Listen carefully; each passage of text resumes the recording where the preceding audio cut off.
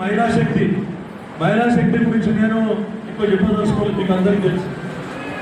ఎందుకంటే గతంలో ఈరోజు ఆ పేరు కూడా మనం పెట్టినాం, ఇందిరా మహిళా శక్తి అని చెప్పేసి. ఇందిరాగాంధీ గురించి మీరు అందరూ వినే ఉంటారు. ఎందుకంటే ఈ భారతదేశానికి ఉక్కు మహిళ ప్రధానమంత్రిగా పనిచేసినటువంటి ఘనత ఇందిరాగాంధీ గారిది.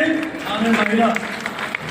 ఎందుకంటే ఆ రోజు ఎంతో మంది ప్రధానమంత్రులు చేశారు, కానీ ఈరోజు కూడా మనం ఇందిరాగాంధీని మర్చిపోతలేము. ఎందుకంటే భూమి లేని నిరుపేదలతో సీలింగ్ చట్టం తీసుకొని వచ్చి ప్రతి ఎస్సీలకు, ఎస్టీలకు, బీసీలకు, మైనార్టీలకు 2 ఎకరాల నుంచి 5 ఎకరాల దాకా భూ పంపిణీ చేసాం. బ్యాంకులు జాతీయం చేసినాం. ఈరోజు మీరందరూ బ్యాంకు లింకేజ్ రుణాలు పొందుతూ ఉన్నారు. బ్యాంకు లింకేజ్ రుణాలంటే మనకి కుదరు సౌకర్యాలతో పోయి మనము అప్పు తెచ్చుకుంటుండేవి. బ్యాంకులకు ఎవరు కూడా గరీబోడు బ్యాంకులకు కట్టబడి ఎక్కకుంటే, అట్లాంటిది ఇందిరాగాంధీ మొత్తం బ్యాంకులన్నీ జాతీయం చేస్తే ఈరోజు మనకు క్రాప్ లోన్ కానీ, బ్యాంకు లింకేజ్ రుణాలు కానీ, ఇతరత్ర రుణాలు కానీ మనకు దొరుకుతూ ఉన్నాయి. అలాంటి ఘనత ఆ రోజు ఇందిరాగాంధీ గారిని చెప్తాం.